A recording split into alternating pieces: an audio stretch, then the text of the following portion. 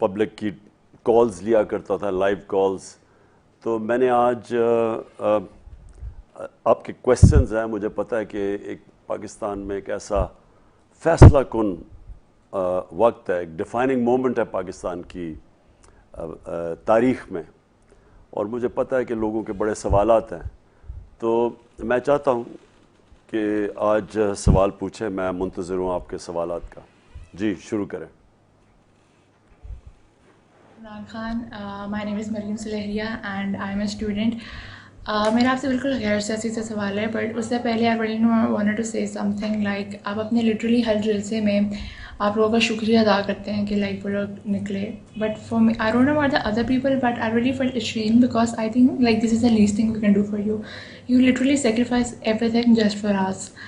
اور میرا سوال یہ ہے کہ لائک آپ اتنے مشکل حالات میں سے گزرے ہوئے ہیں، آپ کی نروز اتنی اسٹرانگ کیسے ہیں؟ لائک آپ کو انزائٹی، ڈپریشن یہ چیزیں فیس نہیں کرنا پڑتی، اور آپ کا شیڈیول اتنا ہیکٹک ہوتا ہے، آپ ٹائم کیسے مینیج کرتے ہیں اور آپ اپنے فری ٹائم میں کیا کرتے ہیں؟ اور میں آپ سے اتنا انسپائرڈ ہوں کہ لائک آپ سوچ نہیں سکتے. اینڈ اور انشاءاللہ اس الیکشن میں آپ ہی جیتیں گے.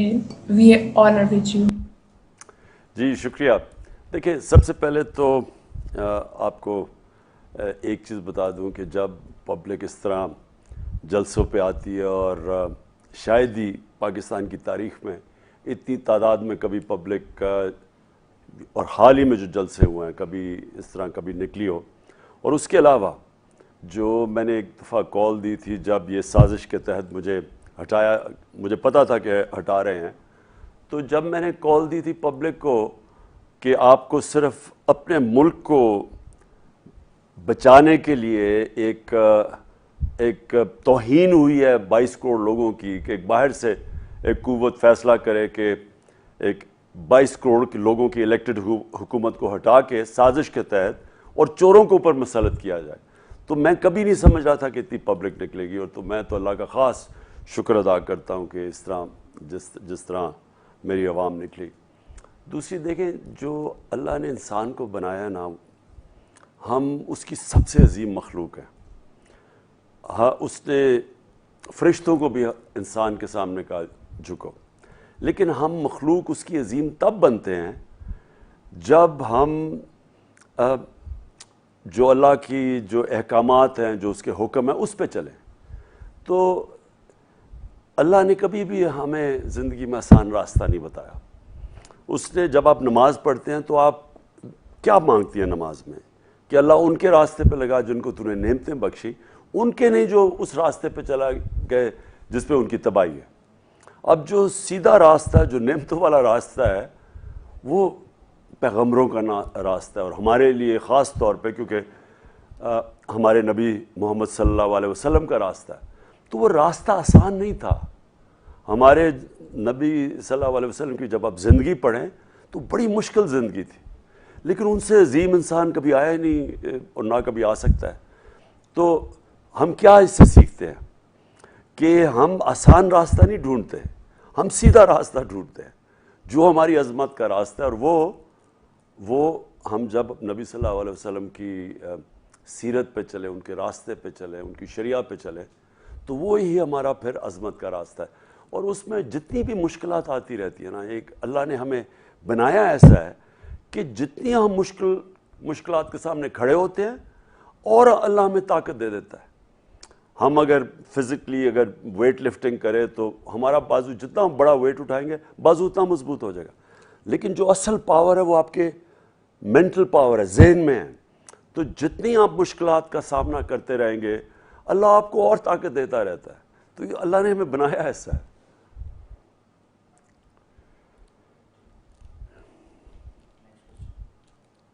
جی نیکسٹ کویسچن.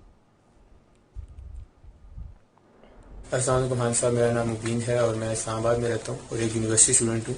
میرا آپ سے سوال یہ ہے کہ جو ابھی امپورٹڈ حکومت ہمارے اوپر مسلط کی گئی ہے، اس کو ہٹانے کا واحد طریقہ یہی ہے کہ ہم الیکشن جیت کے آئیں. آپ کی جو سب سے بڑی سپورٹر بیس ہے، ووٹر بیس ہے، وہ یوتھ سے بلانگ کرتی ہے. ابھی جو الیکشن کمیشن کی ڈیٹا ہے اس کے مطابق 50% جو یوتھ ووٹرز ہیں وہ رجسٹرڈ ہی نہیں ہے، کیونکہ ان کے CNIC نہیں بنے ہوئے. تو آپ ان کو کیا میسج دینا چاہیں گے؟ دیکھیں آج میں ساری اپنی یوتھ کو، کیونکہ دیکھیں فیوچر تو آپ کا ہے، 60% ہماری آبادی 30 سال کی عمر سے کم ہے، اور جو بھی آج ہوگا وہ آپ کی مستقبل کو متاثر کرے گا. کیا یہ انہی چوروں کے نیچے اگر ہم نے زندگی گزارنی ہے تو یہ سمجھ رہے ہیں کہ سب سے زیادہ تو نوجوانوں کا یوتھ ان کا فیوچر متاثر ہے. تو اس لیے بہت ضروری ہے آپ کا کہ آپ اپنی انشور کریں کہ آپ کی ووٹ رجسٹرڈ ہے اور پتہ چلوائیں کہ ووٹ کدھر ہے. کیونکہ میں اپنے یوتھ کو خاص طور پہ کہہ رہا ہوں کہ یہ جو ہم دیکھیں 2 قسم کے انقلاب ہیں نا. ایک تو خونی انقلاب ہے، وہ خدا نہ خواستہ کبھی بھی ہمیں سوچنا نہیں چاہیے اس طرف، کیونکہ اس کی تباہی اتنی ہوتی ہے کہ جب ملک کو اس سے ٹھیک کرنے میں اس خونی انقلاب کی تباہی کے بعد وہ بڑا دیر لگتی ہے. اور دوسرا ہوتا ہے کہ ہم بیلٹ کے ذریعے انقلاب لے کے آئیں، یعنی ہم ووٹ کے ذریعے اپنی انقلاب لے کے آئیں. اور اس لیے میں یوتھ کو، نوجوانوں کو خاص طور پہ کہوں گا کہ اپنی ووٹ رجسٹر کروائیں اور تیاری کریں الیکشن کے لیے. جی اگلا سوال. میرا نام ریحان ہے، میرا تعلق کراچی سے ہے. خان صاحب میرا آپ سے سوال تھا شہباز شریف صاحب کا جو مقدمہ اس پر چل رہا ہے FIA میں اور نیب میں. اس میں ہم نے دیکھا کہ حال میں جو اس کیس کو انویسٹیگیٹ کر رہے تھے آفیسرز، ان کو ہارٹ اٹیک ہوا، ان کا انتقال ہوا، اور اسی کیس سے منسلک اہم شخصیت مقصود چپراسی صاحب کا بھی دبئی میں ہارٹ اٹیک ہوا اور انتقال ہوا. خان صاحب اتنا اہم کیس ہے، اس کے اندر اگر اس طرح سے آفیسرز یا جو گواہان ہیں امپورٹنٹ اگر ان کی اس طرح سے اموات ہوں گی تو خان صاحب کوئی بھی آفیسر یا کوئی بھی گواہان کسی بھی بڑے کیس کا یا کسی بھی طاقتور کے خلاف کھڑا نہیں ہوگا. تو آپ کی اس حوالے سے کیا حکمت عملی ہے، اس کیس کو کس طرح سے جو ہے آپ فالو اپ کریں گے؟ دوسرا، وٹنس پروٹیکشن ایکٹ کے حوالے سے سپریم کورٹ کا کوئی ڈائریکشن ہے، کوئی لا ہے، اس میں آپ کے پاس کیا انفارمیشن ہے اور آپ کے جو حکمراں ہیں ان کی کیا تیاری ہے؟ اس حوالے سے خان صاحب جی رحمان، دیکھیں جو ملک ہوتا ہے نا، ایک ملک کیسے ترقی کرتا ہے یہ بڑا امپورٹنٹ ہے آپ سب کے لیے سمجھنا. وہ ملک ترقی کرتا ہے جس کے ادارے مضبوط ہوں. اور ادارے مضبوط کیسے ہوتے ہیں؟ جب رول آف لا ہو، یعنی جب قانون کی بالادستی ہو، قانون کی حکمرانی ہو. مطلب یہ کہ ہر ادارہ چلتا ہے اپنے دائرے کے اندر جو اس کو آئین اختیارات دیتا ہے. مثلا میں پولیس ہے تو پولیس کے لیے بڑی کلیئر گائیڈ لائنز ہیں کہ پولیس یہ کر سکتی ہے، یہ نہیں کر سکتی. اور FIA ہے، اس کی گائیڈ لائنز ہیں، نیب ہے، اس کی گائیڈ لائنز ہیں، ہر ادارے کے گائیڈ لائنز ہیں. تو جب ایک ملک کا قانون ختم ہوتا ہے، رول آف لا ختم ہوتا ہے، جب اس ملک کے اندر طاقتور کا ایک قانون ہو جاتا ہے اور کمزور کا دوسرا، تو یہ یاد رکھیں کہ ہمارے نبی صلی اللہ علیہ وسلم نے تقریباً 1500 سال پہلے کہا تھا کہ تمہارے سے پہلے بہت بڑی قومیں تباہ ہوئی جدھر طاقتور کے لیے ایک قانون اور کمزور کے لیے دوسرا. یعنی جدھر انصاف نہیں ہے، جدھر رول آف لا نہیں ہے. حضرت علی رضی اللہ تعالیٰ نے اسی چیز کو کہا کہ ظلم، کفر کا نظام چل جائے گا لیکن ظلم کا نظام نہیں چل سکتا. نا انصافی، یعنی جدھر رول آف لا نہیں ہے وہ چل سکتا. اور اگر آج آپ دیکھیں تو میں اپنی اس زندگی میں ساری دنیا پھر چکا ہوں، تو میں نے اگر ایک چیز مجھے کہے نا کہ میں نے غریب وہ ملک جدھر بڑی غربت ہے وہ دیکھے اور وہ ملک جو بہت خوشحال ہیں، اگر ایک فرق ہے ان میں تو جو غریب جدھر غربت ہے وہ قانون کی بالادستی نہیں ہے. وہاں بالکل جو ہمارے نبی صلی اللہ علیہ وسلم نے 1500 سال پہلے کہا تھا، وہاں طاقتور کے لیے ایک قانون ہے، کمزور کے لیے دوسرا ہے. کمزور کو جیلوں میں ڈال دیتے ہیں، چوروں کو، لیکن طاقتور ڈاکوؤں کو وہ نہیں پکڑ سکتے. تو ہمارے ملک کا یہ جو ہوا ہے، یہ سارا کچھ، یہ جو ابھی آپ نے بات کی مقصود چپراسی کی، یہ کیا چیز ہے کہ پہلے جنرل مشرف نے NRO 1 دیا. اتنا بڑا جنرل مشرف نے نقصان کیا پاکستان پہ، ظلم کیا کہ وہ لوگ جو خود ہی اپنے ایک دوسرے کے خلاف کرپشن کیسز بنائے ہوئے تھے.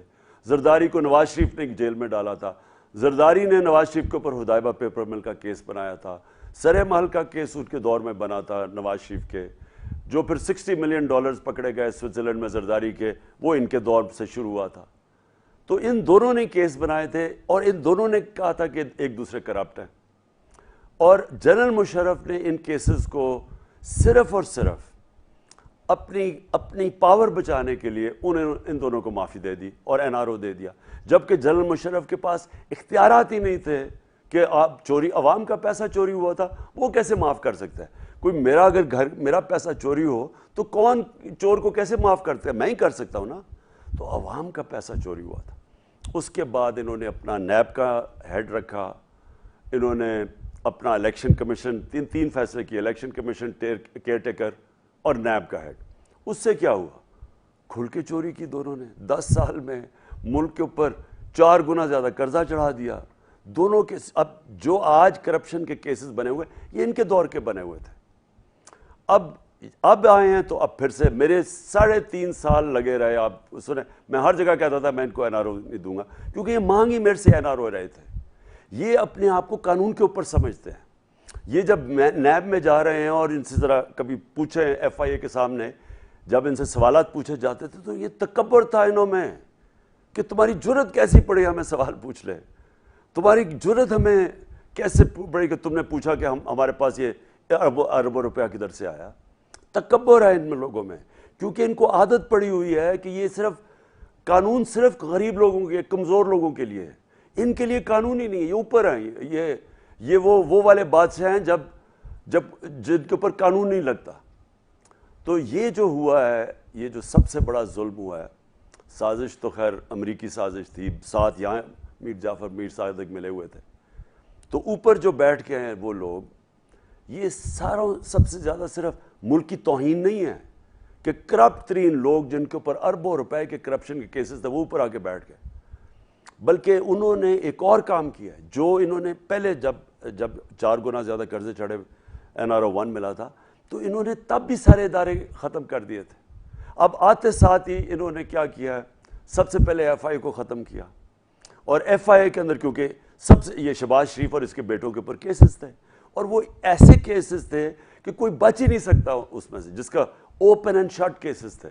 16 ارب کے کیسز کیا تھے کہ نوکروں کے انہوں نے اکاؤنٹس میں پیسے لیے اور ادھر سے یہ خاندان کے اوپر ان کے پاس پیسہ آ گیا، تو اور ان کی شوگر مل کے وہ نوکر تھے، اور پیسے جو مقصود چپڑاسی کا نام، کیونکہ 4.25 ارب 475 کروڑ روپیہ اس کے اکاؤنٹ میں آیا۔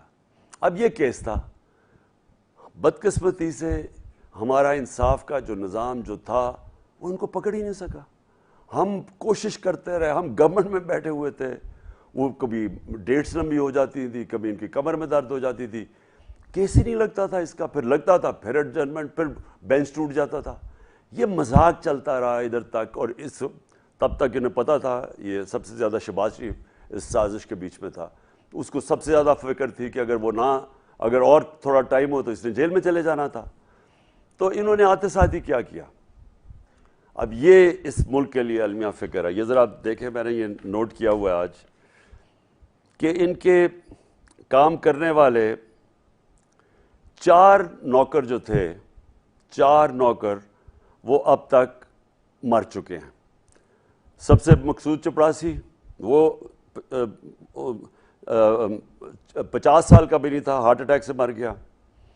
غلام شبیر جو پیسے لا کے ان کو ڈپازٹ کرتا تھا ان کا اکاؤنٹ میں، جو کیا کہتے ہیں، جو رنر تھا، جو پیسے ڈپازٹ، وہ مر گیا۔ محمد رضا وہ ہارٹ اٹیک سے مر گیا، اور گلزار احمد ایک پی این تھا، اس کا بھی پتہ نہیں چلا، وہ بھی مر گیا۔ تو یہ 4 وٹنسز تو مر گئے ہیں۔ اس کے بعد جو 2 انویسٹیگیٹنگ آفیسرز تھے، ایک ندیم اختر، اس کو ہارٹ اٹیک ہو گیا، اور دوسرے جو اصل ان کے آفیسر تھے ڈاکٹر رضوان، وہ ہارٹ اٹیک سے مر گئے۔ اور جو اور بھی انٹرسٹنگ چیز ہے کہ آج کی خبر یہ ہے کہ عمران رضا جو کہ اینٹی کرپشن کے تھے، جو کہ فیصل آباد میں ان کے بڑے وزیر کا اس کا جو انویسٹیگیٹ کر رہے تھے اس کی کرپشن، وہ اس نے کوئی خودکشی کر لی ہے کہ پنکھے سے لٹکا ہوا نظر آیا، جبکہ اور پولیس نے کہا ہے خودکشی ہے، لیکن لوگ کہتے ہیں کہ یہ اس کو مرڈر کیا گیا۔ کہنے کا مقصد یہ ہے کہ یہ کیا پیغام گیا آج سارے اداروں کے اندر، پیغام گیا ہے ایف آئی اے میں، پولیس میں، نیب میں، ساری جگہ پیغام گیا کہ اگر آپ نے اس مافیا کو ہاتھ لگایا تو آپ کا یہ انجام ہوگا۔ کوئی ان کے اب کیسز کے اوپر ہاتھ نہیں لگائے گا۔ یہ انہوں نے ایک दहशत फैलाई है अपनी। और दूसरी चीज़, नैब का अब हेड, ये अभी इन्होंने कानून लेके आए हैं कि नैब के ऊपर अब शहबाज शरीफ बैठ जाएगा। इनकी फैमिली के ऊपर 45 अरब रुपए के करप्शन केसेस हैं, अब ये बैठ जाएगा नैब। दूसरी तरफ आसिफ जरदारी, इन्होंने जो अमेंडमेंट्स किए हैं, ये सारे लोग जिनकी करप्शन के केसेस बने हुए थे इनके दौर के, वो सारे केसेस अब ये माफ़ हो जाएंगे। सो ये सबसे यहाँ इस मुल्क के आज जो इदारे हैं वो सारे सिस्टमेटिकली ख़राब तबाह होंगे। रह जाएगी पाकिस्तान की अदलिया।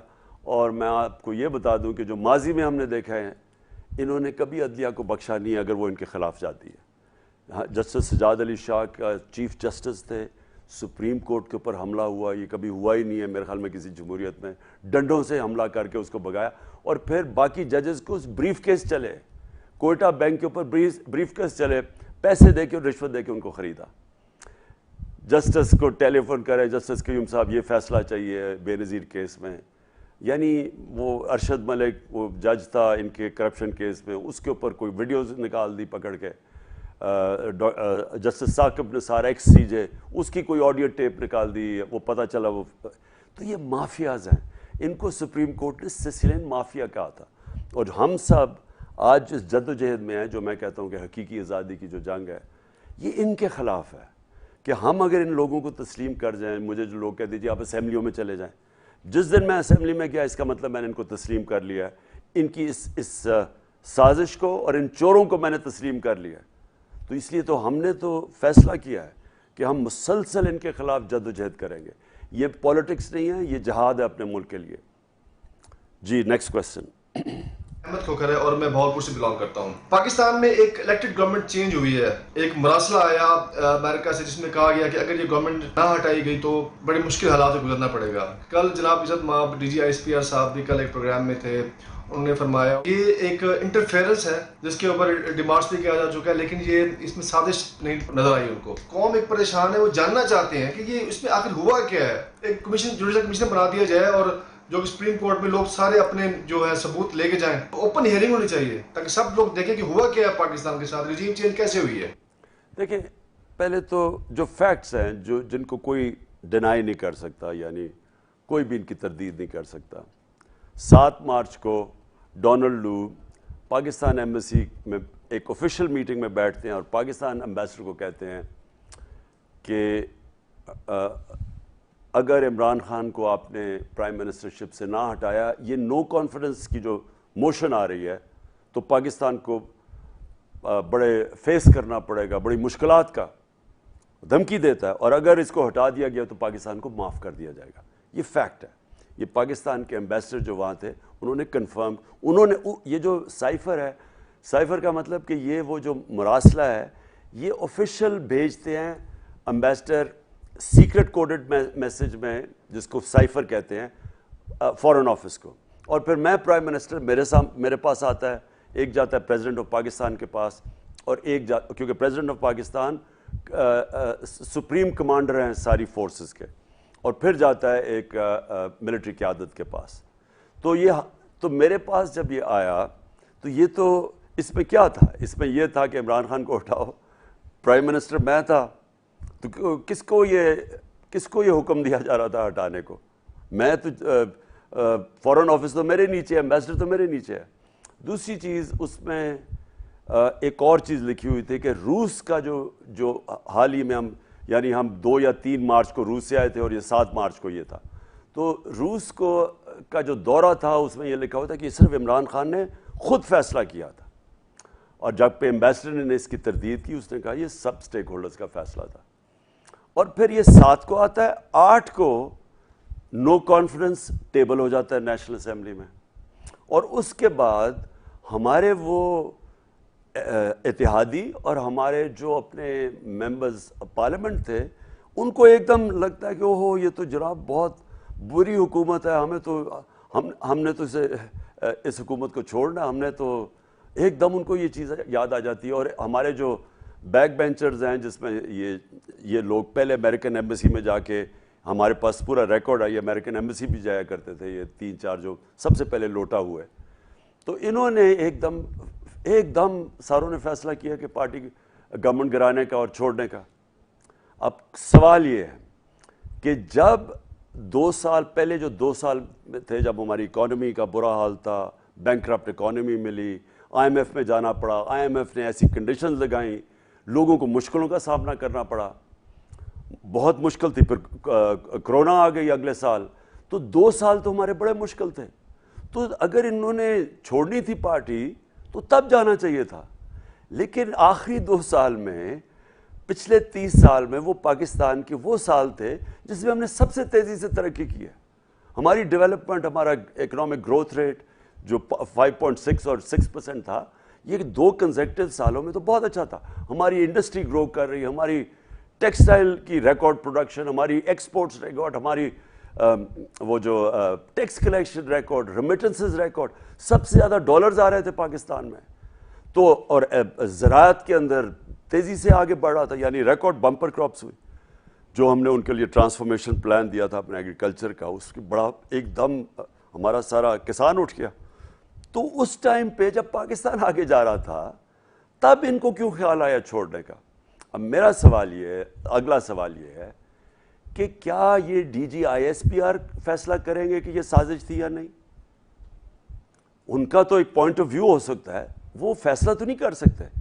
فیصلہ اگر کروانا ہے اس کا, جس طرح پریزیڈنٹ آف پاکستان نے چیف جسٹس کو خط لکھا ہے کہ آپ اس کو پروب کریں, آپ کہہ رہے ہیں مداخلت ہوئی, تو اب کون فیصلہ کرے گا کہ یہ سازش ہے مداخلت ہے؟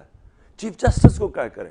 میں نے جب پرائم منسٹر تھا, میں نے جوڈیشل کمیشن کا فیصلہ کیا, جوڈیشل کمیشن نہیں, کمیشن کا فیصلہ کیا کہ وہ پروب کرے کہ یہ سازش ہوئی ہے نہیں ہوئی. ہمیں تو پتہ ہے سازش ہوئی ہے, لیکن ایک پراپر انویسٹیگیشن ہونی چاہیے تھی جو ہوئی نہیں ابھی تک. تو کوئی نہیں کہہ سکتا, DGISPR یہ نہیں کہہ سکتا کہ سازش ہے یا نہیں ہے. وہ یہ مداخلت تو سب نے مان لیا نا کہ مداخلت ہے. اب وہ مداخلت جو پرائم منسٹر مصدق تھے 1950 کی دہائی میں ایران میں, جب اس نے نیشنلائز کی ایران کی جو سارا جو تیل کی انڈسٹری تھی, تو جو باہر کی قوتیں تھی جس میں امریکہ اور برطانیہ, انہوں نے فیصلہ کیا اس کو گرانے کا. تو اب تو ڈی کلاسیفائی ہو گیا نا, پیپرز ہمارے سامنے ہیں. تو وہ کیا کیا تھا انہوں نے سب سے پہلے میڈیا پہ پیسہ خرچ کیا, میڈیا پہ پیسہ چلا, میڈیا میں اس کو پہلے برا بھلا کیا گیا پرائم منسٹر مصدق کو. پھر انہوں نے اپوزیشن سے مظاہرے کروائے, جس طرح یہ کام پہ ٹانگنے والی جو مارچز کروائیں, اور جس طرح یہ لانگ مارچ, انہوں نے اپوزیشن کو پیسہ دیا, انہوں نے کیا. یہ اب ریکارڈ کے اوپر آئی ہوئی ہیں چیزیں. اور پھر انہوں نے ان کے لوگ خریدے جو پرائم منسٹر مصدق کی پارٹی کے لوگ تھے, ان کے اوپر پیسہ چلا. تو کیا یہ یہاں نہیں ہوا؟ تو کون فیصلہ کرے گا کہ سازش ہے نہیں؟ ایک ہی طریقہ ہے کہ ہمارے چیف جسٹس صاحب اس کے اوپن جوڈیشل کمیشن میں ہیئرنگ کروائیں. کلوز ڈورز میں ہم کوئی نہیں مانیں گے, اوپن ہیئرنگ کروائیں, اور اس کے اندر پھر جو بھی فیصلہ ہوتا ہے پتہ چل جائے گا کہ صرف مداخلت تھی یا سازش بھی تھی. جی خان صاحب, میں سلمہ سید شکاگو سے آپ کے لیے میسج ریکارڈ کروا رہی ہوں. آپ میرے مینٹور ہیں, میرے لیڈر ہیں. میں نے آپ کی تقریروں سے بہت کچھ سیکھا اور اپنی زندگی میں بہت ساری چیزیں تبدیل کی. میرا سوال یہ ہے کہ آپ کا سیاسی سفر جو 26 سال پر محیط ہے, اتنی مایوسیاں ناکامیاں آئیں, لیکن میں نے آج تک آپ کو مایوس نہیں دیکھا. ایسی کیا چیز ہے جو آپ کا اللہ پر توکل, اللہ پر ایمان کمزور نہیں ہونے دیتی؟ دیکھیں سلمہ, بات یہ ہے کہ 2 قسم کے, اگر تو آپ اپنے ذات کے لیے کر رہے ہوں, یعنی اگر میں یہ سوچ رہا ہوں کہ میں پرائم منسٹر بن کے تو پیسے بنانے ہیں اور فیکٹریز بنانی ہیں اور شوگر ملز بنانی ہیں اور باہر پراپرٹیز لینی ہیں, تو وہ پھر مایوسیاں اس میں بہت ہوتی ہیں. لیکن اگر آپ اپنی ذات سے نکل کے اپنے ملک کے لیے کام کر رہے ہیں, اپنے لوگوں کے لیے, اپنی ذات کے لیے نہیں کر رہے, تو میں تو اپنے گھر میں ہی رہتا تھا نا, مجھے تو کبھی فرق, میری تو زندگی میں فرق ہی کوئی نہیں پڑا. میں تو گھر میں رہتا ہوں, میرا کوئی کیمپ آفس نہیں, اب میرے اپنے سارا سٹاف تھا, تو اس لیے میری زندگی میں کوئی چینج نہیں آیا. اور میں نے جان کے یہ فیصلہ کیا تھا کہ اگر مجھے کبھی موقع ملے میں اسی طرح رہوں گا جس طرح میں رہتا تھا. یہ نیلسن منڈیلا کا مجھے یاد ہے, میں ایک دفعہ انہوں نے ساؤتھ افریقہ مجھے بلایا, تو میں نے یہ دیکھا کہ ان کا بہت ہی خوبصورت پریزیڈنٹ ہاؤس تھا پریٹوریا کے اندر, بڑا خوبصورت, پہاڑی کے, بہت خوبصورت تھا. تو انہوں نے ہمارا وہاں کھانا کیا. لیکن نیلسن منڈیلا نے مجھے کہا کہ میں اپنے فلیٹ میں رہتا ہوں, میں صرف یہاں کے انٹرٹین کرتا ہوں, کیونکہ میں یہ نہیں چاہتا کہ مجھے میرا لگاؤ ہو جائے اس بڑے محل سے, تاکہ مجھے چھوڑنے میں مشکل نہ ہو. اور نیلسن منڈیلا پریزیڈنٹ رہ سکتے تھے, وہ اور چاہتے تو وہ سب سے پاپولر انسان ساؤتھ افریقہ میں تھے, وہ پھر بھی انہوں نے الیکشن جیت کے پریزیڈنٹ بن جانا تھا, لیکن وہ جب بن سکتے تھے وہ چھوڑ کے چلے گئے. تو وہ کہتے میرا مشن پوری ہوگی. تو کہنے کا مقصد یہ ہے کہ یہ میرے لیے ایک مشن ہے, یہ کوئی مجھے اس میں کوئی پرسنل اپنی ذات کے لیے نہیں آیا. لہٰذا جب مشن ہوتی ہے نا تو اس میں اونچ نیچ ہوتی ہے. اب میں تو صرف جو لیڈر مانتا ہوں اپنے پاکستان کے سب سے بڑے قائد اعظم ہیں. اب قائد اعظم کی اگر آپ زندگی پڑھ لیں تو کتنی ان کو مشکلات کا سامنا کرنا پڑا. یعنی وہ میں نے کتنی دیر 22 سال مجھے لگے پرائم منسٹر بننے میں, تو قائد اعظم تو 40 سال سٹرگل کرتے رہے, 40 سال اپنی زندگی میں, اور پھر آخر میں بس اپنی زندگی کے آخری 2 سالوں کے اندر 1.5 سال میں ان کو مشن میں کامیاب ہوئے. تو وہ کیونکہ وہ اپنی ذات کے لیے نہیں کر رہے تھے. اور اسی طرح جو سب سے بڑا مثال جو مسلمانوں کے لیے وہ ہمارے نبی صلی اللہ علیہ وسلم کی ہے کہ ان کے اللہ کے محبوب, ان کے لیے کیا مشکل تھا کہ اللہ انہیں پہلا سال کہہ دیتے کہ آپ کو ہم مدینہ کی ریاست دے دیتے ہیں, لیکن ان کو 13 سال اپنے محبوب کو اللہ نے مشکل ترین وقت سے گزارا. تو یہ ہم سب کے لیے مثال, ہمارے تو وہ لیڈرز ہیں. تو اس لیے یہ جو مشکلات آتی ہیں ان سے کبھی آپ کو گھبرانا نہیں چاہیے, کیونکہ مشکلات زندگی کا حصہ ہے, اور یہ ہمیشہ سب سے زیادہ آپ جب سیکھتے ہیں وہ برے وقت میں سیکھتے ہیں. اور میں نے یہ 3.5 سال میں زندگی میں سب سے زیادہ سیکھا, کیونکہ بہت مشکل سال تھے میرے لیے, کیونکہ ملک کے بھی مشکلات تھے, گورنمنٹ بھی کمزور تھی, کبھی کوئی بلیک میل کر رہا ہے, کبھی کوئی بلیک میل کر رہا ہے, پھر کبھی کوئی ایک کرائسس آتا تھا پھر دوسرا آ جاتا تھا. سب سے میرے مشکل سال تھے. تو اور اسی میں سیکھتا ہے انسان.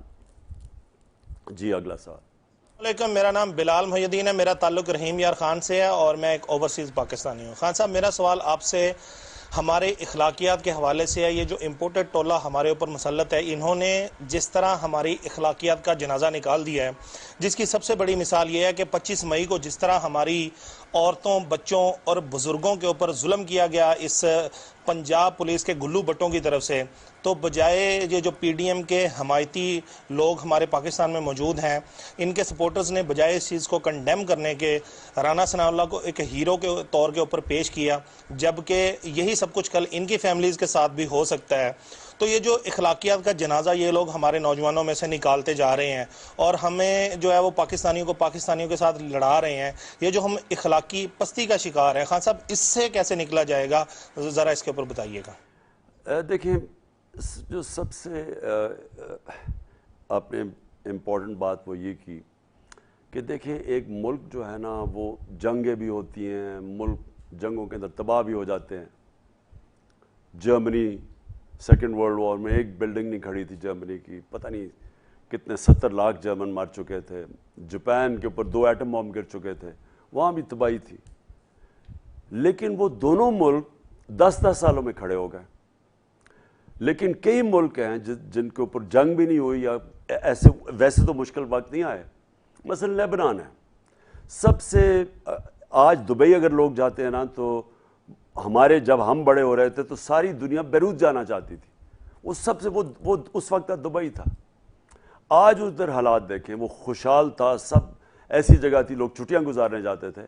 آج وہاں 70% لوگ غربت کی لکیر کے نیچے چلے گئے. کیا ہوا ہے؟ کرپشن نے ملک کو تباہ کر دیا. اور کرپشن کیا ہوتی ہے؟ جب آپ ملک کی اخلاقیات ختم ہو جاتی ہیں اور قانون کی بالادستی نہیں ہوتی, جب آپ طاقتور چور کو پکڑتے نہیں اور کمزور کو جیلوں میں ڈالتے ہیں, وہ ملک پھر تباہی کی طرف جاتا ہے. اور جب میں نے یہ جرمنی اور جاپان کی آپ کو مثال دی, ان کی اخلاقیات بچی ہوئی تھی, بلڈنگزیں ختم ہو گئی تھیں, کوئی چیز کھڑی نہیں تھی, سڑکیں تباہ تھیں, لیکن اخلاقی معیار, مورل سٹینڈرڈز ان کے کھڑے تھے, وہ پھر کھڑے ہو گئے. نبی صلی اللہ علیہ وسلم جو مدینہ کی ریاست تھی وہ کس پہ کھڑی کی تھی؟ وہاں کوئی پیسہ تھا, وہاں ان کے پاس کوئی دولت آئی تھی, وہ کیا وجہ تھی کہ وہ دنیا کی ایک دم تاریخ کا حصہ ہے کہ 622 کو وہ ہجرت کر کے مدینہ پہنچتے ہیں اور 632 کو اس دنیا سے چلے جاتے ہیں.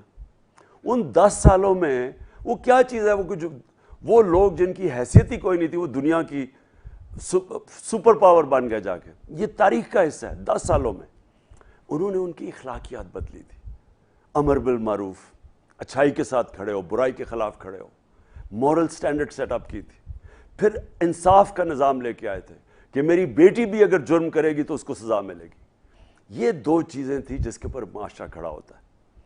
جب اس ایک معاشرے میں یہ 2 چیزیں جاتی ہیں, وہ نبی صلی اللہ علیہ وسلم نے کہا تمہارے سے پہلے بڑی قومیں تباہ ہوئیں. جب یہ آ جاتا ہے, جب ان کی اخلاقیات اور انصاف چلا جاتا ہے, تو آج کیا ہو رہا ہے؟ یہ کتنا بڑا ظلم ہوا ہے پاکستان سے. یہ پاکستان کی کتنی توہین ہوئی ہے کہ پہلے تو باہر سے, جس طرح میں نے کہا, سازش کے تحت ایک الیکٹڈ 22 کروڑ لوگوں کی حکومت گرائی. پھر اوپر ان لوگوں کو مسلط کیا جو اس ملک کے بڑے بڑے ڈاکو مجرم ہیں, ان کو اوپر بٹھا دیا. اب یہ کیا کر رہے ہیں؟ یہ آتے ساتھ ہی ایک ہی کام کر رہے ہیں کہ اب یہ اپنی چوری بچانے کے لیے سارے ملک کے ادارے تباہ کر رہے ہیں, اور ادارے تباہ کرنے میں یہ وہ نقصان پہنچا رہے ہیں جس سے ملک تباہ ہو جاتے ہیں. آپ کے جب ادارے تباہ ہوتے ہیں ملک تباہ ہو جاتا ہے. تو یہ اخلاقیات, یہ اصل میں جو واردات ہے ملک کی اخلاقیات کی, کہ چور اب یہ فیصلہ کر رہے ہیں کہ ملک کی اخلاقیات کیا ہے. چور بیٹھ کے کہہ رہے ہیں, لوگوں کے اوپر FIRs کاٹ رہے ہیں. چور انتقامی کارروائی لوگوں کو ڈرانے کے لیے لے رہے ہیں. ان کے پاس اخلاقی قوت تو ہے نہیں. اخلاقی قوت تو ان کے پاس ہے نہیں. جو سب سے کمزور قوت ہوتی ہے وہ جسمانی قوت ہوتی ہے, اس کے بہت اوپر اخلاقی قوت ہوتی ہے, اور اس سے بڑی ایمان کی قوت ہوتی ہے. یہ صرف جسمانی قوت پہ چل رہے ہیں. اب انہوں نے آج پارلیمنٹ جو ہے بالکل ہی اس کا جنازہ نکال دیا. جس پارلیمنٹ کے اندر ایک راجہ ریاض اپوزیشن لیڈر بن جائے گا جو منہ سے کہہ رہا ہے کہ وہ ان کا ٹکٹ لے گا, تو وہ اپوزیشن تو ختم ہوگی نا. تو اپوزیشن کے بغیر پارلیمنٹ ختم ہے. دوسری, یہ جو پنجاب اسمبلی میں تماشا ہو رہا ہے, یعنی ساری کوشش کی جا رہی ہے اس میں, وہ الیکشن کمیشن پوری کوشش کر رہی ہے کسی طرح حمزہ شہباز کو چیف منسٹر بنا دیا جائے. اور وہ کوشش, یعنی قانون واضح ہے کہ جو ریزروڈ سیٹس ہیں وہ تو امیجیٹلی پر ہو جاتی ہیں. الیکشن کمیشن ان کو پر نہیں کر رہا جب تک بائی الیکشن نہیں ہوں گے. وہ صرف بائی الیکشن کی انتظار کر کے دھاندلی کر کے کسی نہ کسی طرح اس کو جتا دو. تو جمہوریت کا جنازہ نکل رہا ہے. وہاں بھی پارلیمنٹ کا مذاق بن گیا, یہاں بھی پارلیمنٹ ختم ہو گئی ہے. جمہوریت ختم, ہماری FIA ختم, نیب ختم, ہماری جو سرکاری نوکر ہیں ان کو بڑے بڑے جو جس طرح یہاں اسلام آباد پولیس میں اس جو IG ہے اس کو سزا ہونے والی تھی لاہور کی سیف سٹی میں, اور اس کو IG بنا دیا. تو یہ صرف یہ نہیں کہ یہ اوپر غلط اخلاقیات ختم کر رہے ہیں ملک کی. یاد رکھیں کہ جب آپ ایک ملک کی مورل سٹینڈرڈز ختم کر دیں تو ملک تو پھر اس کے بعد کبھی بھی اس سے ریکور نہیں کرتا. تو لہٰذا اس لیے میں ساری قوم کو کہتا ہوں کہ میری یہ جو تحریک حقیقی آزادی ہے اس میں آپ نے سب نے شرکت کرنی ہے. جی السلام علیکم خان صاحب محمد حسن سعودی عربیہ سے. خان صاحب تھینک یو سو مچ, آپ نے پاکستانی قوم کے لیے اتنا سارا کچھ کیا, یقین کریں آئی ہیو نو ورڈس. تو سوال لائٹر نوٹ پہ ہے, اور سوال یہ ہے کہ جو امپورٹڈ سرکار ابھی 2000 روپے دے گی تو ان کو خرچ کیسے کرنا ہے. اور یہ میرا سوال پوچھنے کا صرف اور صرف یہ مقصد ہے کہ اگر آپ تک یہ سوال پہنچتا ہے تو آپ کے چہرے پہ تھوڑی سی مسکراہٹ آئے گی. تو جسٹ اس مسکراہٹ کو لانے کے لیے یہ میرا سوال کیا ہے. تو اس کے بارے میں آپ کچھ بتا دیں. اور دوسرا یہ بتا دیں کہ جب ایسے بیانات آتے ہیں تو کیا آپ کو بھی ہماری طرح ہنسی آتی ہے اس بات پہ؟ اصل میں دیکھیں رضوان, جو ہنسی تو کیا, جو سارے پاکستانیوں کو تکلیف ہے وہ یہ کہ یہ جو بھی جنہوں نے بھی اس ملک یہ ہمارے اوپر یہ ان کو مسلط کیا ہے, یعنی میں تو سوچتا ہوں کہ وہ کتنا ہمیں نیچا سمجھتے ہوں گے, کیونکہ میں تو مغربی کو سسٹم کو بڑی اچھی طرح, ان کے معاشرے کو بڑی اچھی طرح جانتا ہوں. آپ یقین کریں کہ جس ملک میں 60% کیبنٹ ضمانت پہ ہو, پرائم منسٹر اور چیف منسٹر کو سزا ہونے والی ہو یہ جو 16 ارب روپے کے مقصود چپڑاسی کیس کے اندر، ان کو ملک کی قیادت کر دیں اپنے ملک کے اندر. اگر کوئی ضمانت پہ ہو وہ اس کو کوئی نوکری نہیں ملتی، کوئی رکھتا ہی نہیں ہے اس آدمی کو جو ضمانت پہ ہو. تو ان کی اخلاقیات، ان کے مورل سٹینڈرڈز کدھر ہیں؟ اور انہوں نے ہمارے مورل سٹینڈرڈز کدھر لے آئے ہیں؟ اور جنہوں نے ہمارے اوپر یہ مسلط کیے وہ پاکستان کے دوست نہیں ہیں.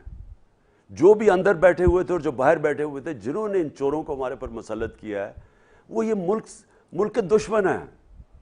اس کے پیچھے باہر جو امریکن لابی جو ہے وہ بڑی قریب کام کرتی ہے ہندوستان کی لابی اور اسرائیل کی لابی سے. آپ کو سب کو پتہ ہونا چاہیے. جب میں گیا تو سب سے زیادہ خوشی تو ہندوستان میں بنی، اور اسرائیل کے اخباروں میں دیکھیں وہ کتنے خوش ہوئے کہ جی وہ عمران خان کو اور یہ چیری بلاسم کو اوپر لے آئیں. اس کی وجہ کیا ہے؟ کیونکہ وہ پاکستان کو کمزور دیکھنا چاہتے ہیں. اس سے بہتر کیا ٹیکٹکس ہوں گی کہ کوئی لڑائی کیے بغیر ہی انہوں نے پاکستان کو کمزور کر دیا. آج جس تیزی سے ہماری معاشرت تیزی سے نیچے جا رہی ہے، آج جس طرح ہر اکنامک انڈیکیٹر نیچے جا رہا ہے، مہنگائی، ہمیں انہوں نے سارا وقت کہا کہ جی مہنگائی کی وجہ سے یہ مہنگائی مارچ اور جی ملک کے مہنگائی کی تباہ کر دیا ہے. انہوں نے 2 مہینے میں وہ مہنگائی کی ہے جو ہم نے 3.5 سال میں نہیں کی. انہوں نے جس طرح بے دردی سے قیمتیں بڑھائی ہیں اور جس طرح معیشت نیچے جا رہی ہے، کہنے کا میرا مقصد یہ ہے کہ یہ مہنگائی کا نام لے کے ہمارے پیچھے پڑے ہوئے تھے، لیکن مہنگائی ان کا ایشو نہیں تھا، کیونکہ ان کے تو پیسے باہر پڑے ہوئے ہیں، ان کی دولتیں، ان کے لیڈر سارے پیسے اربوں ڈالر، بلکہ اس ملک سے بہت زیادہ پیسہ باہر پڑا ہے. تو ان کا ایشو صرف یہ تھا اپنے کرپشن کیسز سے بچنے کا، اور اپنی یہ الیکشن کمیشن کو کنٹرول کر کے، دھاندلی کر کے، الیکشن دے کے پھر مسلط کرنا. تو لہٰذا جو آپ نے بات کی نا کہ ہم آگے کیا کریں، یہ جو لوگ اوپر بیٹھ کے ہیں ہم کیا کریں، ہم وہ کریں جو کہ ہر زندہ قوم کرتی ہے. وہ اپنے حقوق کے لیے، اپنی مفادات کے لیے کھڑا ہوتی ہے. وہ قوم، زندہ قوم نکلتی ہے باہر. وہ جس طرح لوگ نکلے تھے اس دن، جس دن میں آفس سے نکلا، اس سے اگلے دن جس طرح پبلک نکلی، یہ زندہ قوم کی نشانی ہے. برطانیہ کے اندر لوگ، مجھے کبھی نہیں بھولتا، عراق وار جس سے برطانیہ کو فائدہ ہونا تھا کیونکہ وہ تیل کے اوپر جنگ تھی، جب اس کے خلاف 20 لاکھ لوگ برطانیہ میں سڑکوں پہ نکلے. زندہ قوم ہے. تو انشاءاللہ جو میں آگے دیکھ رہا ہوں کہ یہ جو ہوا ہے، یہ ساری سازش، اس سے ہماری قوم زندہ ہو گئی. میں وہ پاکستان میں چینج دیکھ رہا ہوں جو میں نے کبھی پہلے اپنی زندگی میں نہیں دیکھا. جی السلام علیکم خان صاحب، میرا نام عثمان محمود ہے، میں اوریجنلی بہاڑی سے ہوں. میرا کویشچن یہ ہے کہ رجیم چینج آپریشن اور یہ جو سائفر ہے، اس کی ہم تحقیقات کی ڈیمانڈ کر رہے ہیں. تو میرا فیئر یہ ہے کہ ایک جوڈیشل کمیشن بنے گا اور اس کا جو رزلٹ ہے وہ بالکل ویسا ہی ایک آ جائے گا جیسا دھاندلی کمیشن کا آیا تھا، یعنی کہ بہت کلیئرٹی سے جواب نہیں آئے گا. تو اس صورت میں ہمارا آئندہ کیا لاہ عمل ہوگا؟ تھینک یو سو مچ. خوش رہیں، قائم رہیں. دیکھیں عثمان، دیکھیں جوڈیشل کمیشن جب بنے گی نا تو وہ بہت بڑا ایک پاکستان کے لیے ایک ایسی چیز ہوگی جو آپ چاہیں بھی نہ چیزیں دبیں گی نہیں. جب ایک عدالت کے اندر اوپن ہیئرنگ ہوتی ہے اور پھر وٹنسز آتے ہیں، پھر لوگ پوچھیں گے کہ یہ جو لوگ گئے ہیں پہلے کیوں نہیں گئے. یعنی وہ مراسلہ تو فیکٹ ہے نا، وہ تو نیشنل سیکیورٹی کونسل نے، سب نے، انہوں نے بھی، جب شہباز شریف نے بھی وہ بلائی تو اس نے بھی انڈورس کیا کہ ہاں مداخلت ہوئی ہے. اب مداخلت کب ہوتی ہے؟ پہلے تو سازش ہوتی ہے، پھر مداخلت ہوتی ہے. تو پہلے تو پورا پلان سیٹ ہوتا ہے. جس طرح میں نے ایران کے اندر پرائم منسٹر مصدق کی جو حکومت گرائی تھی CIA نے اور برطانیہ کے MI6 نے، تو وہ پہلے اس پوری سازش ہوئی تھی، آخر میں مداخلت ہوئی تھی. تو وہ جیسی یہ ہیئرنگ ہوگی، میں سمجھتا ہوں کہ اس کے بعد کسی کی جرت نہیں ہوگی. اگر یہ ہیئرنگ ہی ہو جائے، کسی کی جرت نہیں ہوگی آگے اس طرح کی غداری کرے کوئی قوم سے. السلام علیکم، میرا نام زین نقوی ہے، میں نیو جرسی رہتا ہوں. I'm sorry my Urdu is not that strong, so I'm going to ask you my question in English. If you had one question to ask Qaadi Azam, what would it be? Thank you for taking my question. I keep you in my prayers and may Allah bless you. May you emerge victorious. Assalamu alaikum. हाँ शुक्रिया जैन। उसने कहा एक question अगर मैं पूछूं। अच्छा, कायद आज़म, देखें कायद आज़म को हम क्या सवाल पूछें। कायद आज़म जिन्होंने, अल्लाह ने उनको सब कुछ दिया था, सारे ब्रिटिश इंडिया में सबसे कामयाब, सबसे या नंबर 1 बैरिस्टर थे, यानी सबसे ज़्यादा फ़ीस दी जाती थी कायद आज़म को, क्योंकि उनकी इतना हाई, उनकी माशाल्लाह ब्रिलियंट थे और उनको उनकी सक्सेस रेट इतना ज़्यादा था। तो हम तो सिर्फ कायद आज़म को ये समझते हैं कि उनको कोई ज़रूरत नहीं थी पॉलिटिक्स की, जैसी वो शान और शौकत में ज़िंदगी गुजारते थे। तो उन्होंने जो पाकिस्तान कुर्बानी दी अपने मुल्क के लिए, कि अपना सारा आसान ज़िंदगी छोड़ के उन्होंने इतनी स्ट्रगल की, और फिर आखिरी दिनों में उनको कैंसर थी, लंग कैंसर। तो वो लंग कैंसर के दौरान उन्होंने जिस तरह की मेहनत की, और हालात उनकी सेहत ठीक नहीं थी, छुपाया रखा, बताया किसी को नहीं कि कितनी बुरी बीमारी थी, और वो उनके पास ज़्यादा दिन ज़िंदा रहने के नहीं थे। वो भी छुपाया इसलिए कि अगर उनके मुखालफिन को पता चल जाता तो उन्होंने सिर्फ डिले करना था और हो सकता है पाकिस्तान ना बनता। और कायद आज़म से सबसे बड़ी चीज़ कि लोगों को इस चीज़ का इल्म नहीं है कि सिर्फ 4 हफ्ते पहले या 3 हफ्ते पहले जब वो पाकिस्तान बनने से जब कराची में लैंड करते हैं, तो उनके ADC होते हैं एडमिरल एहसन, तो उनको वो कहते हैं सिर्फ 3 हफ्ते पाकिस्तान बनने से पहले उन्होंने कहा कि मैं नहीं समझता था कि मेरी ज़िंदगी में पाकिस्तान बनेगा, यानी इतना मुश्किल उनकी मिशन थी। तो जितना भी हम कायद आज़म को उनका शुक्रिया अदा करें वो कम है, क्योंकि आज अगर मुसलमानों की हालत आप देखें जो हिंदुस्तान में है, अगर आप देखें कि उनको किस तरह यानी सेकंड क्लास सिटीज़न बना के और उनको रखा जा रहा है। और अभी ये जो नबी सल्लल्लाहु अलैहि वसल्लम की शान में गुस्ताखी की गई, तो लोगों को गुस्सा चढ़ा, लोगों के दिलों में बसते हैं हमारे नबी सल्लल्लाहु अलैहि वसल्लम। तो जब गुस्सा चढ़ा और लोगों ने इजहार किया, प्रोटेस्ट किया, तो उनके घर गिरा दिए, यानी ऐसा किस्म उन्होंने वहाँ जुल्म किया उन लोगों के ऊपर। तो ये कायद आज़म का हम शुक्रिया अदा करें कि आज हम एक आज़ाद मुल्क में हैं, और इसीलिए इसकी मुल्क की आज़ादी के लिए हम सबको जदोजहद करनी है। ये जहाद है। ये जो चोर ऊपर बैठ के हैं, हम कायद आज़म की जदोजहद को अगर हमने जस्टिफाई करना है, हमने अगर उनकी रूह को खुश करना है, तो हमें हकीकी आज़ादी के लिए पूरी जदोजहद करनी पड़ेगी। इमरान खान साहब, मेरा नाम मोइज़ुर रहमान है और मेरा ताल्लुक़ कराची से है। सर, अभी रिसेंटली इक्तिसादी सर्वे आया, यानी पाकिस्तान इकोनॉमिक सर्वे आया, और उसके अंदर दिखाया गया कि जो PTI की गवर्नमेंट ने अपने आखिरी साल में टारगेट सेट किए, जैसे कि LSM growth, agriculture growth, your exports, आपकी रेमिटेंसेस, GDP ग्रोथ, आपके टैक्स कलेक्शन, वो तमाम तर टारगेट्स अचीव हुए। ना कि सिर्फ अचीव है बल्कि ओवर अचीव हुए। लेकिन अब आप ये देखेंगे जो इम्पोर्टेड गवर्नमेंट आई है, इनसे बुनियादी लेवल के पॉलिसी डिसीजंस तक नहीं लिए जा रहे, चाहे वो IMF के साथ मामलात हों, पेट्रोल प्राइसेस हों, इनसे कुछ भी नहीं जो है डिसाइड किया जा रहा। तो मेरा फिर यही सवाल है जो पंजाबी में कहते हैं ना कि इन्होंने ये पंगा क्यों लिया सी। Thank you. हाँ, ये बार बार अभी कहते हैं कि जी हो बड़ी बारूदी सुरंगें छोड़ के चले गए। तो इनको कहो कि आपको ज़रूरत क्या पड़ी थी इतनी साजिश करने की? अगर संभाला नहीं जाता था मुल्क, या आपको अगर इतना ही नहीं पता था कि मुल्क के दुनिया में आलमी हालात क्या हैं, हम तो डील कर रहे थे। हम तो पहले आते साथ ही इनकी एक बैंकरप्ट छोड़ के गए सारी इकॉनमी, यानी जो सबसे बड़ा बैरूनी मुल्क खसारा था, जिसको करंट अकाउंट डेफिसिट कहते हैं, वो हमें मिला था $20 अरब का। उसको बड़ी मुश्किलों से हमने वो बैंकरप्सी फाइट की, फिर ऊपर से दूसरे साल में कोविड आ गया।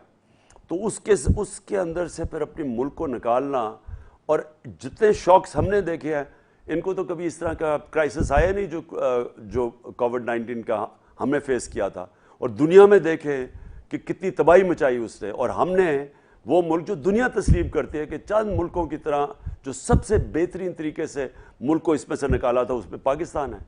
तो हमें तो उन क्राइसिस से निकलते निकलते, और जब ये कमोडिटी सुपर साइकिल यानी जब कीमतें बढ़ गई, फिर यूक्रेन हो गया, तो ہم تو بڑی مشکلوں سے نکال رہے تھے ملک کو, اور ہم نے یہ کہا, ہم نے نیوٹرلز کو بھی یہ کہا کہ اس وقت جس طرح کے حالات ہیں اکانومی ڈی سٹیبلائز نہ کریں. یہ جو سازش ہو رہی ہے ہمیں پتہ تھا اس وقت ہو رہی ہے, ہم نے کہا اگر یہ کامیاب ہوگی یہ اکانومی نیچے چلی جائے گی. شوکت طری نے بھی بتایا, میں نے بھی بتایا. تو جب انہوں نے یہ جو سازش کامیاب ہو گئی, اب اس سے ثابت ہوتا ہے کہ نہ ان میں کوئی اہلیت ہے, ان کی کوئی صرف ایک ہی تیاری تھی کہ اپنے کرپشن کیسز ختم کرنا ہے, اور اس کے بعد یہ الیکشن کمیشن کے ساتھ بیٹھ کے تو الیکشن ریگ کرنا, اور ان کی کوئی تیاری نہیں تھی. اور یہ جو اب آپ تماشا دیکھ رہے ہیں, یہ ان کو نہ سمجھ آ رہی ہے کیا کریں. کبھی آج قیمتیں بڑھا رہے ہیں, کل قیمتیں, کوئی ان کو نہیں پتا کہ عام آدمی اب کیسے گزارا کرے گا. جس طرح کی مہنگائی آئی ہے, انہوں نے تو اگر تھوڑی تنخواہیں بھی بڑھائی ہیں نچلے طبقے کی, وہ تو کچھ بھی فرق نہیں اسے پڑے گا جس طرح کی مہنگائی ہے آج. اور سب سے خطرناک چیز کیا ہے کہ ہماری ریمیٹنسز جو ہمارے زمانے میں ریکارڈ تھی, اب یہ پچھلے مہینے ریمیٹنسز گر گئی ہیں ان کی, یعنی جو باہر سے ڈالرز آ رہے ہیں.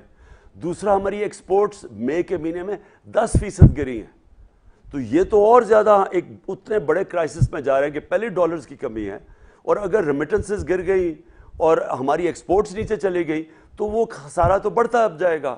اور مجھے نہیں سمجھ آ رہی کہ ان کے پاس کیا اب طریقہ ایسے نکلنے کا, سوائے اس کے کہ کوئی باہر کے ملک ان کو کوئی پیسے دے دیں یا کوئی باہر سے کوئی وہ. اور میں سمجھتا ہوں وہ بھی اگر مل جائے تو جو میں ان کے دیکھ رہا ہوں یہ کچھ نہیں, اب یہ اس ملک میں کسی طرح اس میں سے بحران سے نہیں نکال سکتے. مجھے خدشہ یہ ہے کہ ہم سری لنکا کی طرف جا رہے ہیں جو وہاں کیوس آیا تھا. مجھے دوسرا خدشہ یہ ہے کہ یہ ہمارے ملک کو اتنا کمزور کر دیں گے کہ ہماری جو ساورنٹی ہے, ہماری جو آزادی ہے, اس کو مزید متاثر کر دیں گے, کیونکہ ہمیں اتنا کمزور کر کے چھوڑیں گے کہ تب ہمیں جو بھی ملک امداد کریں گے پھر ہم ان کے بالکل ہمیں ان کی غلامی کرنی پڑے گی خدا نہ خواستہ. تو یہ اس طرف لے کے جا رہے ہیں. السلام علیکم خان صاحب, میرا نام حمزہ ہے اور میں ایک اوورسیز پاکستانی ہوں. First of all it's an absolute honour to speak to you. میں سوال کرنا چاہ رہا تھا الیکشن کمیشن آف پاکستان کی پری پول ریگنگ کے حوالے سے. جیسا کہ ہم دیکھ رہے ہیں کہ ابھی جو ڈیلیمیٹیشنز ہوئی ہیں اس میں وائڈ اسکیل irregularities رپورٹ ہو رہی ہیں. لوگوں کے ووٹ مختلف حلقوں میں پھینک دیے گئے ہیں, اور کچھ لوگ ایسے بھی ہیں جو کہ زندہ ہیں, ان کو مردہ قرار دے کے ان کا ووٹ ختم کر دیا گیا ہے. مختلف لوگ یہ بھی کہہ رہے ہیں کہ الیکشن کمیشن آف پاکستان کی ویب سائٹ ہر وقت کام نہیں کر رہی ہوتی, اور 8300 پہ جب وہ میسج کرتے ہیں تو یا تو ان کو رپلائی نہیں آتا یا انکمپلیٹ انفارمیشن ملتی ہے. نظر تو یہی آتا ہے کہ election commission of Pakistan voters کو پریشان کر کے ووٹر ٹرن آؤٹ کم کرنے کی ایک سازش کر رہا ہے. میرا سوال یہ ہے کہ پارٹی کی جو کانسٹیٹوئنسی لیول پہ لیڈرشپ ہے, آن دا گراؤنڈ جو لیڈرشپ ہے, وہ کیا سٹیپس لے رہی ہے یہ انشور کرنے کے لیے کہ ہمارا ووٹر پریشان نہ ہو اور ان کا ووٹ پراپرلی رجسٹر ہو. دوسری بات یہ کہ کیا پارٹی کوئی لیگل ایکشن بھی کنسیڈر کر رہی ہے الیکشن کمیشن آف پاکستان کے خلاف؟ شکریہ.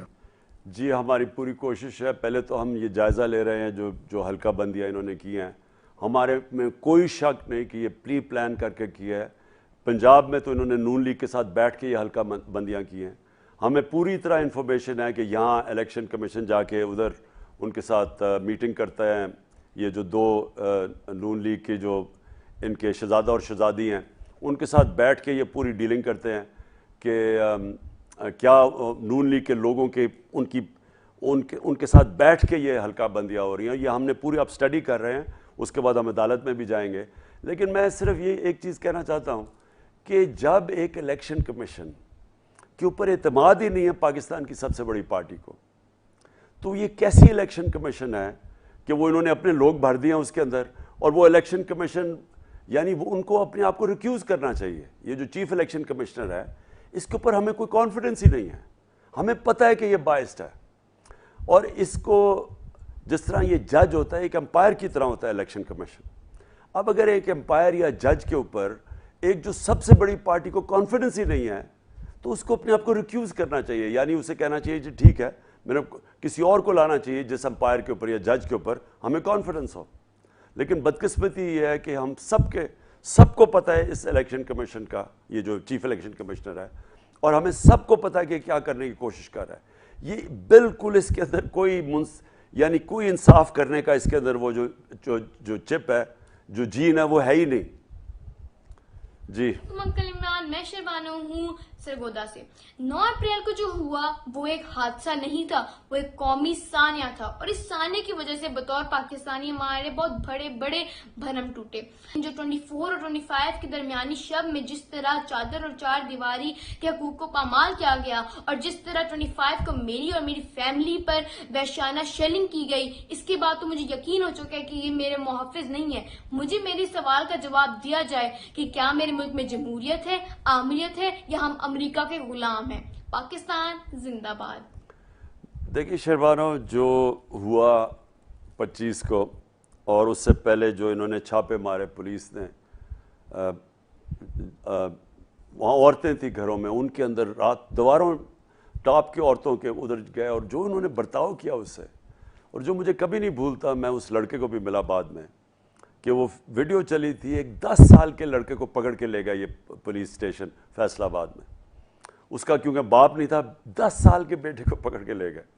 तो मैं तो ऐसे सीन्स कभी अपनी ज़िंदगी में पाकिस्तान में नहीं देखे, और मैं ना ही समझता था कि किसी भी डेमोक्रेसी के अंदर मैं ये देख सकता हूँ। कहीं भी दुनिया में आमरीत के अंदर ये हो सकता है, लेकिन डेमोक्रेसी में ये नहीं हो सकता। और जो यानी मैं जनरल मुशर्रफ की इमरजेंसी लगी थी, और मुझे याद है जब उसकी इमरजेंसी थी तो तब उधर भी क्रैकडाउन हुआ था, और मुझे 8 दिन मैंने जेल में भी गुजारे थे। लेकिन मैं आपको वाज़े तौर पे कह सकता हूँ कि वो कभी इस तरह की हरकतें नहीं हुई जो इन्होंने की हैं इस बारी। और ये मुझे ऐसे लगा कि लोगों के ऊपर दहशत फैलाने के लिए इनको खौफ था कि लोग अगर निकल आए तो ये चोरों को बड़ा डर है पब्लिक से। आप ये सोचें कि इन्होंने बिल्कुल ये किया था तारुल कादरी के साथ। उनके लोग जब थे, पैट के लोग जब बाहर खड़े हुए थे, वो कौन लोग थे? वो आम लोग खड़े हुए थे। सीधा पुलिस ने उनको गोलियां मारी, 14 लोगों को कत्ल किया, और उसके अलावा पता नहीं 60-70 को गोलियां लगी। तो ऐसे तो कभी कोई नहीं करता, और कोई पकड़ा नहीं गया, क्योंकि ये माफिया स्टाइल है खौफ फैलाने के लिए। इन्होंने इस बारी भी खौफ फैलाया कि डरे हुए थे कि 20 लाख लोग ना निकलाएं, तो उनसे डर के इन्होंने लोगों के ऊपर इतना तशद्दुद किया कि सिर्फ के लोग निकले ना, और फिर उसको कहा जी कितनी बड़ी हमारी कामयाबी है। तो मैं आखिर में सिर्फ ये कहना चाहता हूँ, ये जो पुलिस के भी लोग थे, ये CCP और लाहौर का जो था, ये जो IG इस्लामाबाद है, इन्होंने ख़ास तौर पे हमने सबके ऊपर नज़रें रखी हुई हैं, और इंशाल्लाह वक्त आएगा, वो ज़्यादा वक्त दूर नहीं है कि इनको हम पूछेंगे, और इनसे हम पूछेंगे कि आपने किस कानून के तहत ये हरकतें की है। जो वो लड़का रावी से, हमारा नौजवान जिसको रावी के पुल से भेजा नीचे फेंका, जिसके ऊपर हमने केस किया हुआ है CCPO पे, पूछें कि ये कौन से दुश्मन आ रहे थे, ये कोई गैर मुल्की थे, ये कोई मुसल्ला लोग थे, कौन अपने लोगों पे, औरतें बच्चों पे ऐसे जुल्म करता है। जो वहाँ D चौक के ऊपर जो लिबर्टी में जो औरतें बच्चे फैमिलीज निकली हुई थी, उनके ऊपर जिस तरह इन्होंने बेदर्दी से और बेशर्मी से शेलिंग की है, कौन से कौम अपने लोगों के ऊपर ऐसे करती है?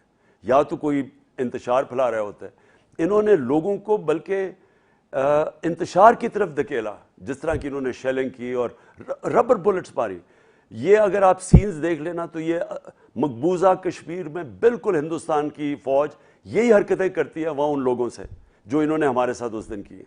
रबर बुलेट्स चलाई, शेल कारतूस चलाए, कई 6 नंबर कारतूस चलाए, इन्होंने वो शेल्स चलाए टेयर गैस के जो सिर्फ दहशत गर्दों के ऊपर चलाते हैं, और देख रहे हैं सामने औरतें हैं, फैमिलीज़ हैं। तो मैंने कभी ऐसी हरकत नहीं देखी, और जब मैं समझा हूँ ये सिर्फ दहशत फैलाने के लिए था। और इसने किया क्या है, इसने लोगों में इतना गुस्सा पैदा कर दिया। मैं अगले दिन अगर रुक जाता वहाँ तो मुझे 100% पता था कि अगले दिन लोगों का इतना गुस्सा था कि इनका आपस में टाकरा होना था और हमारा मुल्क में खून खराबा होना था।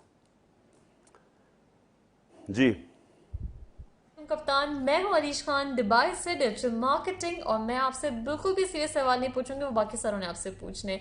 मैं आपसे पूछने जा रही हूँ क्विक रैपिड क्वेश्चंस। नंबर 1, बचपन में किन शरारतों पर कुरान पढ़ी? नंबर 2, अम्मी के हाथ का खाना कौन सा पसंद है आपको? नंबर 3, आपको चाय ज़्यादा पसंद है या कॉफ़ी? नंबर 4, क्रिकेट के टाइम पे आपको बॉलिंग करना पसंद थी या बैटिंग करना पसंद थी? नंबर 5, आपका फेवरेट कोट कौन सा है? और आखिर में कप्तान, we love you so much, डटे रहिएगा, हम आपके साथ हैं इंशाल्लाह। अल्लाह मियां आपको हमेशा सलामत रखे اور خدا آپ کا خواب پاکستان کے لیے کامیاب کرے اور پاکستان کی ساری خوشیاں ترقیاں آپ کو دکھائے انشاءاللہ آمین.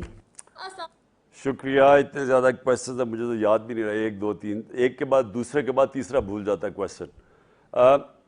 کرکٹ کا مجھے تو بھول ہی گیا, اتنی میں تو کرکٹ میچز بھی نہیں اب دیکھنے کا موقع ملا. اور کھانا میری والدہ اتنی دیر ہو گئی اب میں تو یاد بھی نہیں ہے. کویسچن یہ ہے کہ مجھے یاد ہی نہیں آپ کے اتنے زیادہ کویسچنس ہیں. اگلا پوچھیں پلیز. السلام علیکم خان صاحب, میرا نام مہوش ہے اور میں ایک اوورسیز پاکستانی ہوں, کینیڈا میں مقیم ہوں. سوال پوچھنے سے پہلے میں آپ کا تہہ دل سے شکریہ ادا کرنا چاہتی ہوں کہ کس طرح 3.5 سال آپ اکیلے ہمارے لیے لڑتے رہے. یہ رجیم چینج نہ ہوتی تو ہمیں پتہ ہی نہ چلتا کہ آپ کس محاذ پہ اکیلے کھڑے تھے. جس تکلیف سے آپ نے کہا تھا کہ اس ملک کے بڑوں کے لیے کرپشن کوئی بری بات نہیں, 3.5 سال کی کہانی کھل کر سامنے آ گئی تھی. تو تھینک یو کھڑے رہنے کے لیے, بہادری سے آخری بال تک لڑنے کے لیے. سوال میرا آپ سے یہ ہے کہ کیا آپ کو اس بات کا اندازہ ہے کہ اس وقت عوام آپ سے کس قدر محبت کرتی ہے, آپ کو مرشد بلاتی ہے. کروڑوں پاکستانیوں کی آپ ایک واحد امید ہیں, بلکہ پوری دنیا کے مسلمان اس وقت انتظار کر رہے ہیں کہ آپ واپس آئیں گے اور ان کا مقدمہ لڑیں گے. تو کیا آپ کو اس پریشر سے کچھ گھبراہٹ ہوتی ہے یا ڈر لگتا ہے کہ اگر آپ ہار گئے تو آپ اکیلے نہیں ہاریں گے, بہت سارے لوگ آپ کے ساتھ ہاریں گے؟ بس میرا یہی سوال تھا. اپنا بہت خیال. دیکھیں میں آپ کو ایک بات بتاؤں, میں کبھی بھی جو بھی زندگی میں کام کیا ہے میں کبھی یہ نہیں سوچتا کہ میں ہاروں گا, کیونکہ یہ جب آپ ہارنے کا سوچتے ہیں نا تو آپ جیت ہی نہیں سکتے. جو ہیومن مائنڈ ہے نا, جو ہمارا ذہن ہے, وہ ایک وقت پہ ایک ہی چیز سوچ سکتا ہے کہ یا میں جیتوں گا اور یا میں ہار نہ جاؤں. وہ ایک مائنڈ پہ دونوں چیزیں نہیں سوچ سکتا. تو یہ جو آئیڈیا ہوتا ہے نا کہ جو لوگ یہ سوچنا شروع ہو جاتے ہیں کہ میں ہار نہ جاؤں, تو وہ پھر ہمیشہ پلان بی رکھتے ہیں اپنا, یا وہ سمجھتے ہیں کہ اگر یہ چیز میں ناکامیاب ہو تو میں پلان بی پہ چلا جاؤں گا. میں کبھی زندگی میں ایسے نہیں سوچا. میں جب بھی کوئی فیصلہ کرتا ہوں تو وہ پھر ہوتا ہے اینڈ تک, پل یعنی کشتیاں جلا کے, کہ اس کے بعد کبھی واپسی کی روٹ نہیں ہوتی.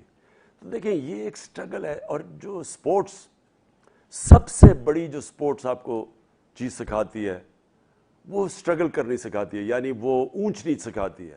وہ آپ کو سب سے بڑی چیز کیا سکھاتی ہے کہ زندگی ایک سٹریٹ لائن میں نہیں جاتی, زندگی اونچ نیچ کا نام ہے. یعنی آپ کو اچھے وقت آتے ہیں, برے وقت آتے ہیں. اور جو سپورٹس جو چیمپئن ہوتا ہے وہ بنتا ہی چیمپئن تب ہے جب وہ برے وقت کو سنبھال لے. اچھے وقت بڑا آسان ہوتا ہے سب بھی, بلکہ اچھے وقت پہ جب ہوتے ہو تو آپ کو سارا وقت ذہن میں آنا چاہیے کہ یہ برا وقت بھی آ سکتا ہے. تو آپ ہر چیز کے اچھا وقت جو ہے یعنی جو اب آپ کی پیک ہے اس کو بہتر کرتے جائیں. لیکن جو ٹیسٹ کیریکٹر کا ٹیسٹ ہوتا ہے برے وقت میں ہوتا ہے. تو برے وقت میں جو ہاتھ کھڑا کر دیتا ہے وہ ہار جاتا ہے. جب انسان ہار نہیں مانتا تو وہ پھر برے وقت سے سیکھتا ہے. اور جب آپ کا ڈاؤن سائیکل آتا ہے تو آپ زیادہ مضبوط ہو کے اوپر آتے ہیں. تو کوئی یعنی یہ یاد رکھیں کہ آپ ہارتے تب ہیں جب آپ ہار مان جاتے ہیں. تو میری زندگی میں تو ہار ہے ہی نہیں, یعنی ہار ماننا ہے ہی نہیں. تو میرے لیے تو اونچ نیچ ہوتی ہے, اور جب نیچ ہوتی ہے, مثلا میں نے 3.5 سال میں زندگی میں وہ سیکھا جو میں نے اتنی سٹرگل میں نہیں سیکھا. لیکن اس وقت یہ وقت ہے, اس میں ابھی سے میں تیاری کر رہا ہوں کہ مجھے اگر اللہ پھر موقع دے گا تو میں نے کیا کیا چیزیں شروع میں ہی کرنی ہیں. کیونکہ آتے ساتھ ہی ملک کو جدھر آج ہم کھڑے ہیں, ہم نے اب کیسے اس کو اوپر لے کے جانا ہے. کون سی میں نے جو پچھلی 3.5 سال میں ایکسپیرینس کی چیزیں میں کدھر میں نے غلطیاں کی, کون سی چیزیں تھیں جو کہ اگر آپ شروع میں نہیں کریں گے تو کرنا بہت مشکل ہو جاتا ہے. تو آپ کو شروع میں اگر آپ میجر سٹیپس, اپنی میجر ریفارمز شروع میں کر دیں تو اس کے بعد وہ اس کا اپنا مومنٹم بن جاتا ہے. لیکن ایک تو مجھے چیلنجز اتنے زیادہ تھے, یعنی اکانومی کا اتنا بڑا چیلنج تھا کہ, اور پھر ہماری اتنی کم ایک کولیشن گورنمنٹ, وہ سارا وقت ہم وہ گورنمنٹ ہی سنبھال رہے ہوتے تھے. اس کو کبھی کوئی بلیک میل کر رہا ہے, کبھی کوئی کر رہا ہے. ایک تو وہ سنبھالنی بڑی مشکل تھی. پھر ہماری ٹیم نہیں تھی, پہلی دفعہ آئی تھی. پھر کرائسس بہت تھے. تو اس لیے سیکھا میں نے بہت, اور انشاءاللہ جب بھی اللہ موقع دے گا تو مجھے پتا کہ شروع میں ہم نے اب پہلے کیا کیا مین ریفارمز کر رہی ہیں. السلام علیکم خان صاحب. I'm Rabani Akhundzada from Seattle, USA. Professionally, I'm a scientist and organizational development leader. اگر ہم کے پی کے اندر 9 سالوں اور فیڈرل کی 3.5 سال کی دوری حکومت کی کرٹیکل انالیسس کریں تو ہمیں گورننس سسٹم کے اندر واضح گیپ نظر آتا ہے.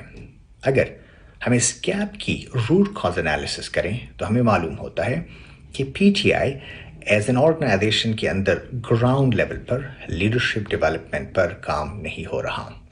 میرا سوال یہ ہے کہ کیا P T I as an organisation مستقبل میں لیڈرشپ ڈیولپمنٹ پروگرام کو لانچ کرنے کا ارادہ رکھتی ہے یا نہیں؟ Thank you. جی یہ بالکل آپ کی بات ٹھیک ہے. ہم نے ہماری جو لیڈرشپ اب ڈیولپ ہو رہی ہے اور جو ہم دیکھ رہے ہیں وہ آئی ایس ایف سے آ رہی ہے, انصاف اسٹوڈنٹ فیڈریشن سے. اور مجھے بڑی خوشی ہے کہ مثلا ایک تو مراد سعید جو کہ جنہوں نے شروع کی تھی انصاف اسٹوڈنٹ فیڈریشن, لیکن وہ بڑے اچھے, میں دیکھ رہا ہوں کہ وہ آئیڈیالوجیکلی بالکل سمجھتے ہیں کہ ہمارا ہم کیوں سیاست کر رہے ہیں, کس طرح کا پاکستان. تو ان کی آئیڈیالوجی بالکل صحیح آ گئی ہے.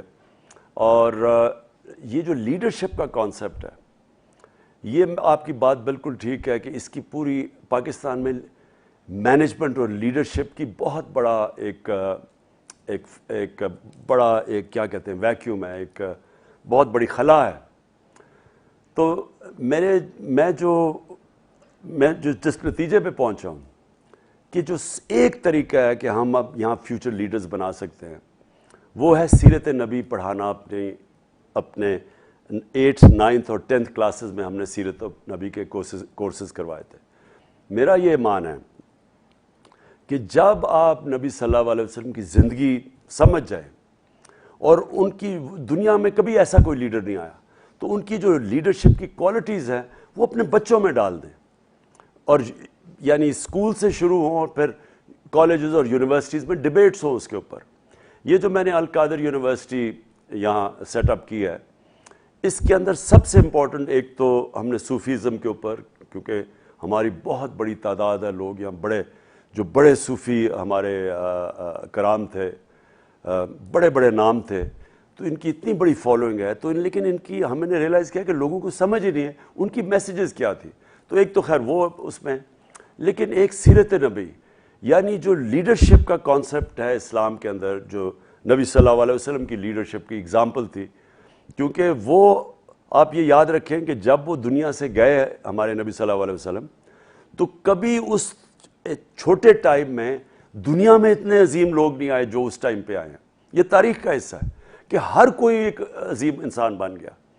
یعنی وہ جو کانسیپٹ ہے جو اقبال کا شاہین ہے, اقبال کا شاہین ہوتا ہی لیڈر ہے. وہ ایک پرواز ہوتی اس کی تب ہے جب اس کی زمین پہ زنجیریں ٹوٹ جائیں. تو نبی صلی اللہ علیہ وسلم نے وہ زنجیریں توڑ دی تھیں جو اشرف المخلوقات کو ایک چھوٹا سا انسان بنا دیتا ہے. جو مولانا رومی کی سیئنگ ہے, جو میں بار بار اپنے یوتھ کو بتاتا ہوں, کہ مولانا رومی کی سیئنگ ہے کہ جب اللہ نے آپ کو پر دیے تو کیوں زمین پہ رینگ رہے ہو, کیونکہ ہم سب میں وہ صلاحیت ہے اوپر جانے کی.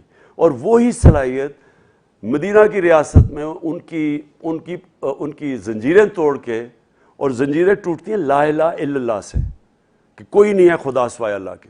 تو وہ انسان کو آزاد کر دیا انہوں نے. تو وہ اتنے عظیم لیڈر اتنے تھوڑے ٹائم پہ بنے, دنیا کی امامت کی 2 سپر پاورز گر گئے ان کے سامنے. تو وہ جو لیڈرشپ کا کانسیپٹ ہے, وہ میری کوشش یہ تھی کہ ہم جو سیرت نبی کے کورسز اور ہم نے جو رحمت للعالمین اتھارٹی بنائی تھی, اس کا مقصد ہی یہ تھا کہ ہم انکریج کریں اپنے یوتھ کو, سمجھیں کہ وہ کیا فنومینا تھا. ہم صرف جمعے کی نماز پہ خطبہ سن کے آ جاتے ہیں, اور ہم اسلامیات کی ایک کلاس ہوتی تھی اس میں ہمیں کوئی خاص پتہ نہیں چلتا. ابھی تک ہمارے جو اللہ کا جو حکم ہے کہ نبی کی سنت پہ چلو, وہ ہماری بہتری کے لیے ہے. تو وہ ابھی تک ہم اس 70 سالوں میں اس ملک میں ہم یہ صحیح معنی میں اس کو سامنے نہیں لا سکے. اپنے یوتھ کو ہم صحیح معنی میں سیرت نبی کے اوپر ٹرین نہیں کر سکے. عمران خان صاحب, میرا نام سلمان احمد اوان ہے اور میرا جو سبجیکٹ ہے وہ سائیکالوجی ہے.